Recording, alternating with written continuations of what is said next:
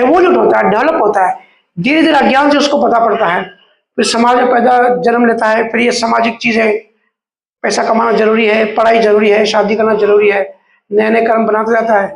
ऐसे फिर कर्मों की जब साइकिल शुरू होती है तो उसमें उलझ जाता है, फिर कर्मों की साइकिल से निकल नहीं पाता जब तक कि कोई गुरु ना मिले। तो ऐसे फर्स्ट टाइम कोई चीज स्टार्ट होती है, ठीक है।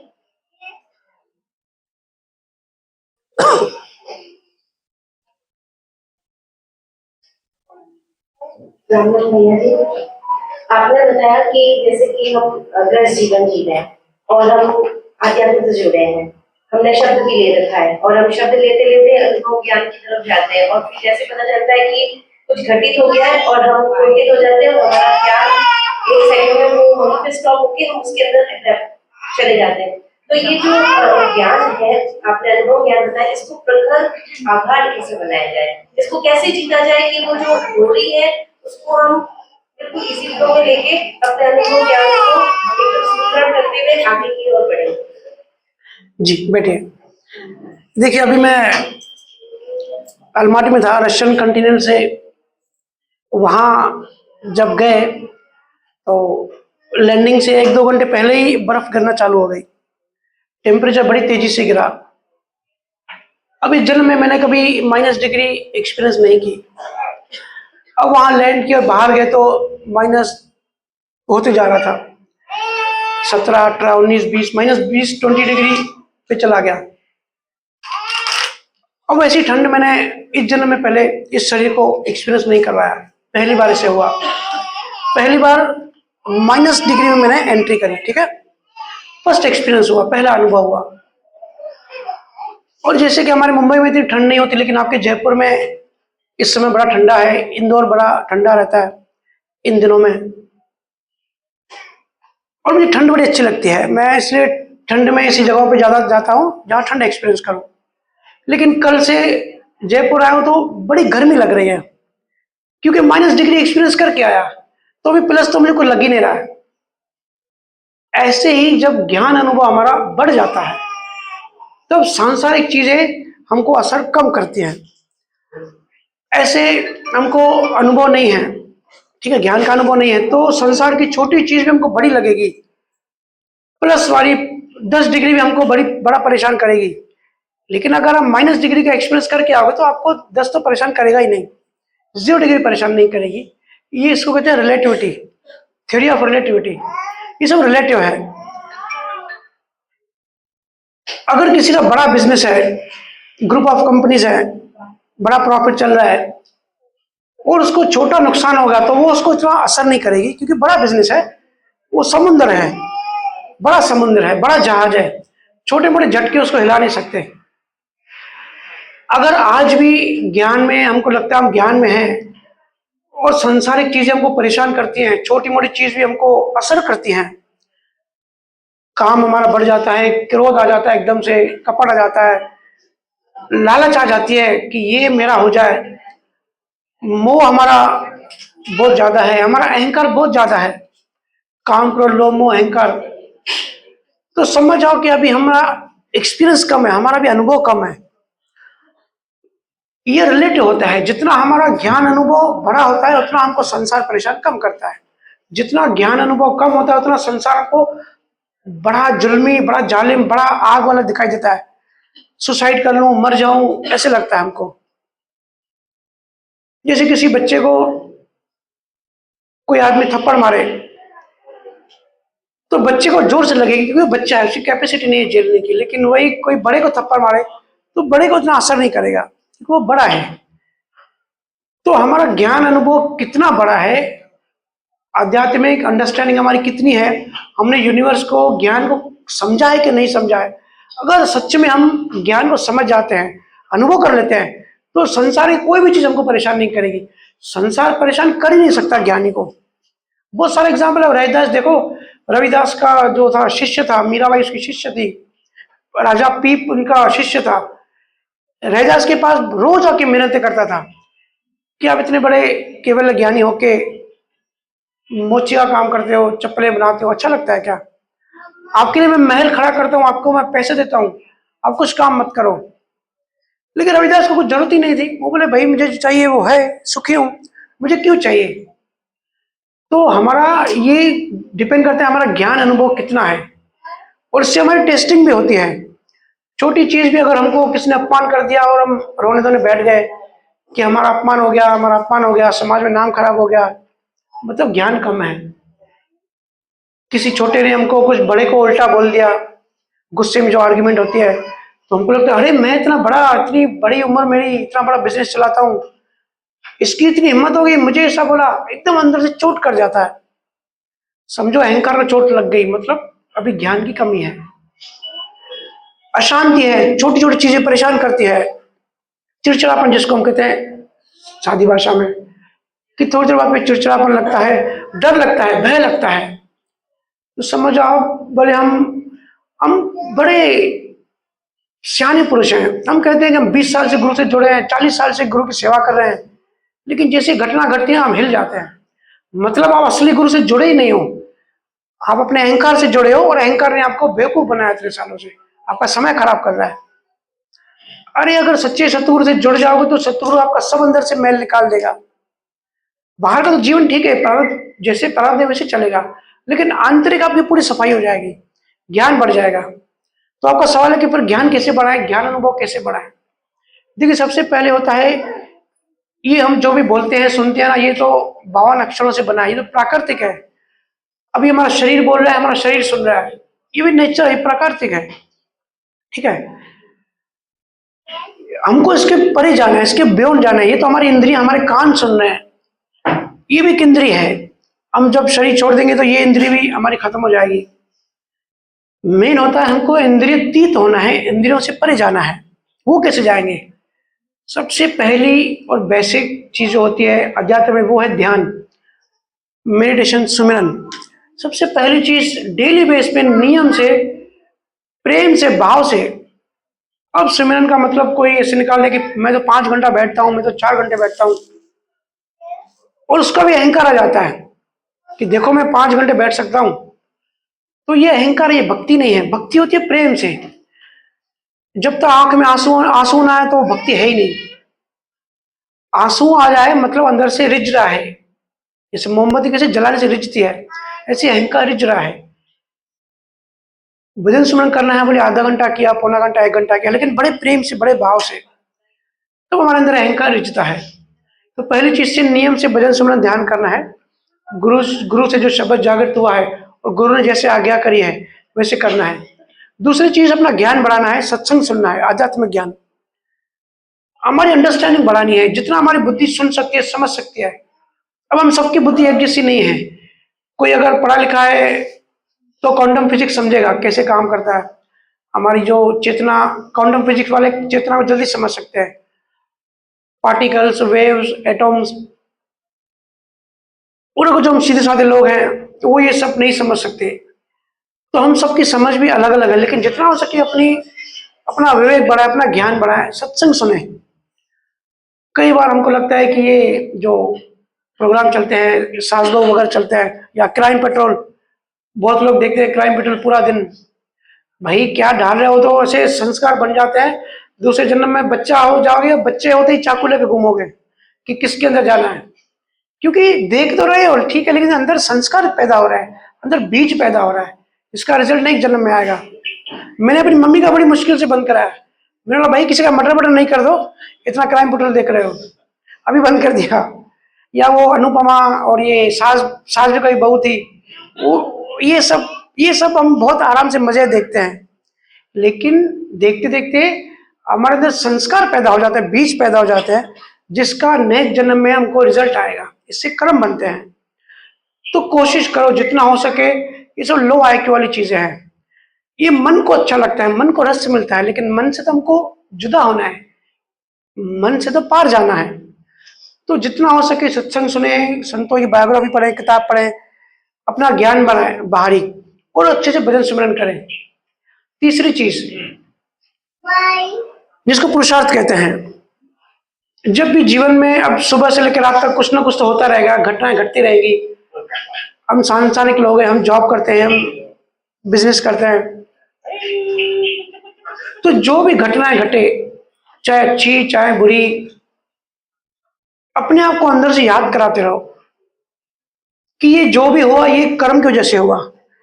ये हमारी लड़ाई हो गई या कोई हमारा पैसे खा गया, तो भले आप पैसे का फॉलो करो बाहर से सहजता से, या किसी की जॉब छूट गई या किसी का डाइवोर्स हो गया, तो अपने आप को याद कराओ कि ज्ञान ये कहता है, केवल ज्ञान ये कहता है कि ये प्रारब्ध कर्म है, इसमें किसी का दोष नहीं है।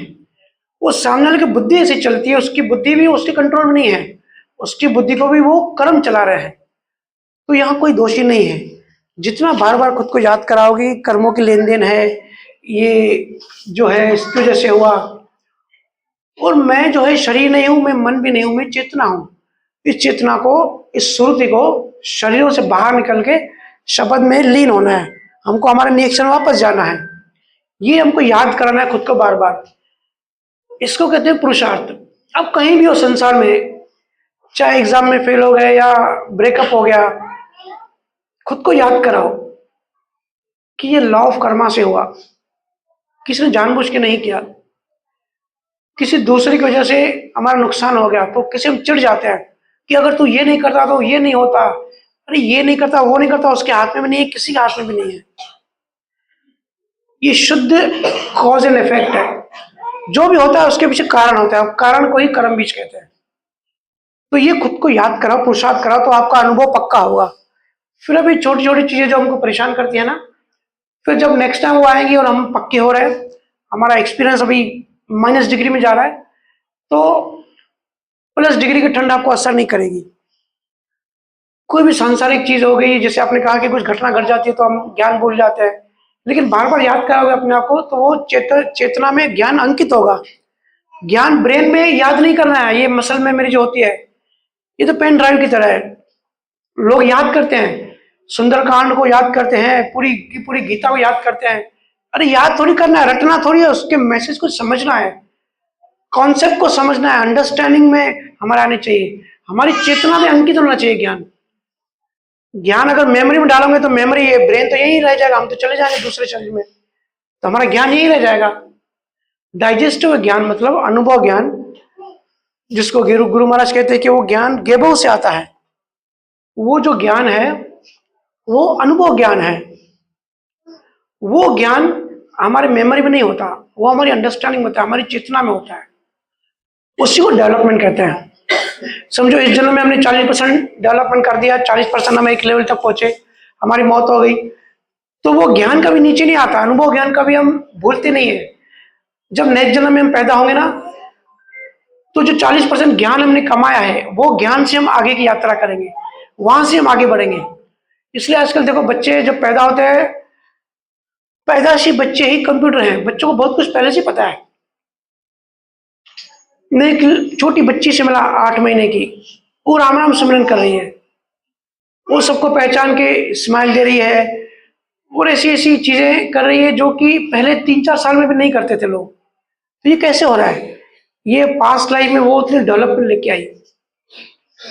कई बच्चे आपने भी देखे होंगे, गूगल पे है, पैदा होते ही जो है गीता पाठ करने लगा, वेद पढ़ने लगा, संस्कृत भाषा बोलने लगा। ये कहाँ से आया? ये पिछले जन्मों से आता है।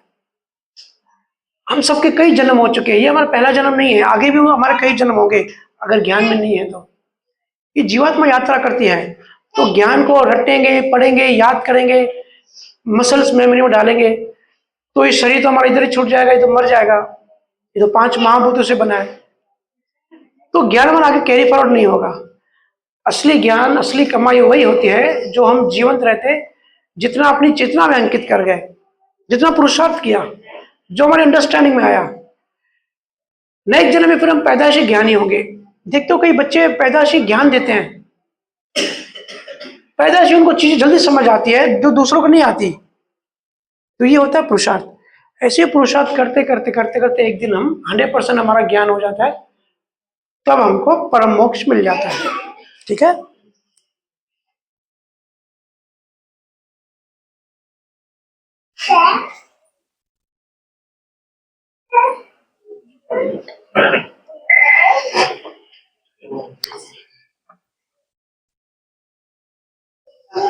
राम राम।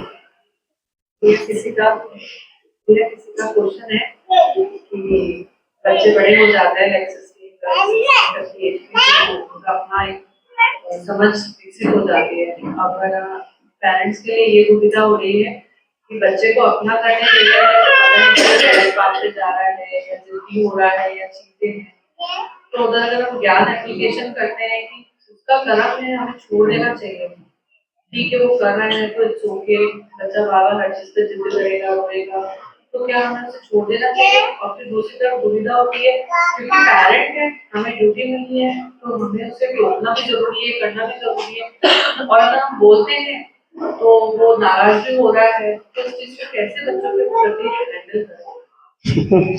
ये तो सही में बहुत कॉमन प्रॉब्लम है ही। आपने कहा बच्चे 16 साल में समझदार होते हैं, 16 साल में नहीं, 8-9 साल में ही बच्चे का ईगो डेवलप हो जाता है आजकल तो। देखिए, आपने कहा कि बच्चे को हम एक चीज बोलते हैं करने के लिए, लेकिन वो दूसरी चीज करते हैं, वो हमारी बात मानती नहीं है। तो देखो, जो वो अपने प्रारब्ध कर्म लेके आए, हर बच्चा जब पैदा होता है अपने हाथ में, हाथ की लकीरें होती है ना, इसको प्रारब्ध कर्म बोलते हैं। ये कोडेड भाषा में लिखा होता है, जिसको हम किस्मत कहते हैं आम भाषा में।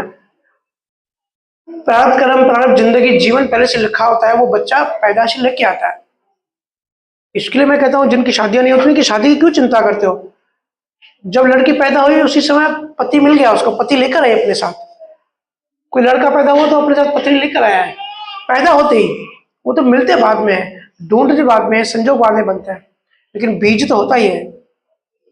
तो बच्चे का जीवन जैसे लिखा है, बच्चा तो उसी मार्ग पे चलेगा, प्रकृति उसको वैसे थॉट देगी, वैसे मार्ग में आगे बढ़ेगा। अगर वो डॉक्टर बनना है उसको इस जीवन में, तो वो पढ़ाई में एक्सपर्ट होगा। माँ बाप के पास मेडिकल कॉलेज फीस भरने के पैसे भी होंगे, बड़ा महंगा होता है, लेकिन माँ बाप के पास होंगे, या उसको एजुकेशन लोन मिल जाएगा। संजोग बनते जाएंगे, बच्चा उसी राह में आगे बढ़ेगा, उसको इंटरेस्ट भी होगा,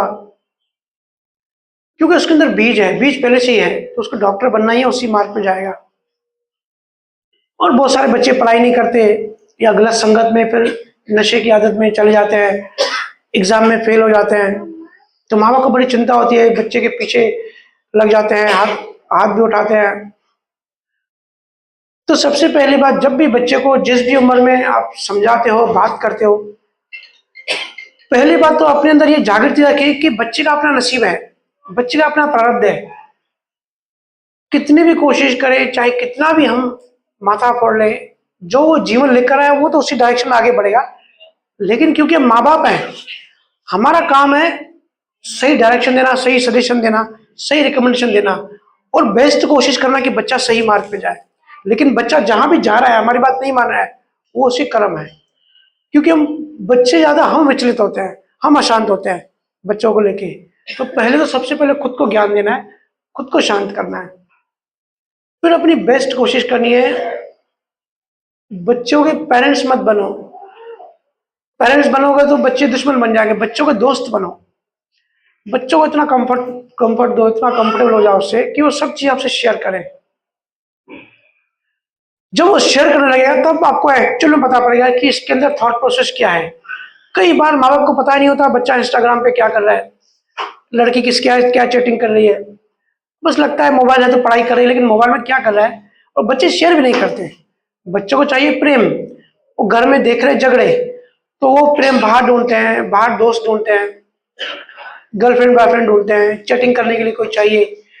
अकेलापन फील हो रहा है आजकल तो, मेट्रो सिटी में नहीं, गांव में भी हर किसी को अकेलापन फील होता है। हमारी लाइफ ऐसे हो गई है कि कोई चाहिए।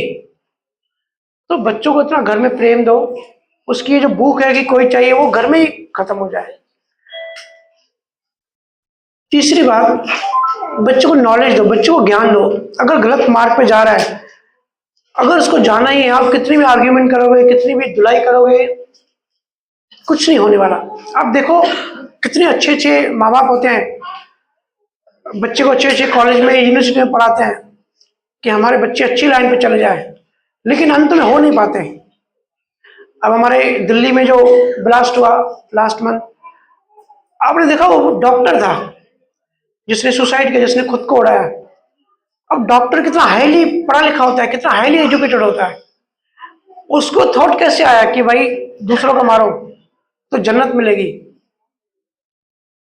अब माँ बाप ने तो सही किया, बच्चे को अच्छी राह दिखाई, बच्चे को पढ़ाया लिखाया भी। दूसरे माँ बाप तो होंगे तो खुश होंगे कि मेरा बेटा डॉक्टर बन गया, लेकिन अंदर अंदर उसके मन में क्या चल रहा था तो पता नहीं पड़ता किसके मन में क्या चलता है। जिसका जो जहां प्रारब्ध है वो प्रारब्ध उसको ले जाएगा। हमको अंदर में होश रख के बच्चों को सिर्फ प्यार से दोस्ती करके समझाना है, बेटा ये अच्छा है तेरे लिए, ये बुरा है। अगर अंडा खाएगा, नॉनवेज खाएगा तो जीवात्मा मरेगी, फिर तुझे भी काटा जाएगा। हिंसक कर्म बनेंगे तो भी शेर चीता बनाएगा। उसको कुछ मूवीज दिखाओ, एनिमेशन मूवीज आते हैं इस तरीके की। चोरी मत कर, दूसरे की चीज पे हमारा हक नहीं होता है। या अगर नशा करना, आजकल मैं देख रहा हूँ टीनेज में ही स्मोकिंग वगैरह बच्चों की स्टार्ट हो जा रही है, तो बच्चा हमारा कुछ नहीं जा रहा है, तू कर भले, लेकिन इससे फिर जल्दी कैंसर हो जाती है, शरीर तेरा खराब हो जाएगा। और अध्यात्म में ज्ञान भी दे। जब आप बच्चे से दोस्ती करोगे तब बच्चा खुद आपके पास आएगा और धीरे धीरे पूछना भी चालू करेगा कि आप जो ध्यान भजन सुमरन कर रहे हो मम्मी ये क्या है, पापा ये इंसान फिर से जन्म लेता है ये क्या साइंस है। बच्चे को जब अध्यात्म में इंटरेस्ट आएगा तब ये बातें खुद ही छूटती जाएगी। लेकिन अगर प्रारंभ में है बच्चे के तो उस डायरेक्शन में आगे बढ़ेगा। आप अपनी बेस्ट कोशिश करो उसको सुधारने की, ठीक करने की। लेकिन अगर बच्चा नहीं हो पाता है, क्योंकि बच्चों का मालिक नहीं हो, बच्चे हमारे द्वारा जरूर आते हैं लेकिन हम मालिक नहीं है, मालिक प्रकृति है। कर्म जो उसने बनाया प्रकृति ने उसको जो है रूपक दे दिया कि ये तेरा जीवन है, तो प्रकृति उसको वैसे चलाएगी। आप ना उसमें कुछ ऐड कर सकते हो ना माइनस कर सकते हो, सिर्फ उसको आध्यात्मिक ज्ञान दे सकते हो। आप अपनी बेस्ट कोशिश करो।